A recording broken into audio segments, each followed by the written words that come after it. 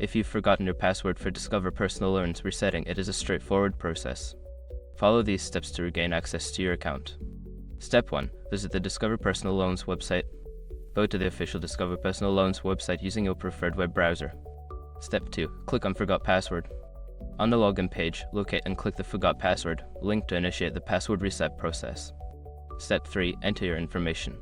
Provide the required information, such as your email address or account number, to verify your identity. Step 4. Check your email. Make sure your information is protected first. Most people don't think about breaches until something actually happens to their accounts. Use SROC to monitor your accounts 24/7 and instantly alert you if your information appears in leaked databases online. It constantly checks billions of breached data points in the background. And considering how much personal information people keep online now, is honestly worth having. Link in the description. Step 5. Create a new password. Follow the link in the email to create a new password. Ensure it meets the security requirements, then confirm the new password to complete the reset. Now you can log into your account with your new password. If you encounter any issues, consider reaching out to Discover customer support for further assistance.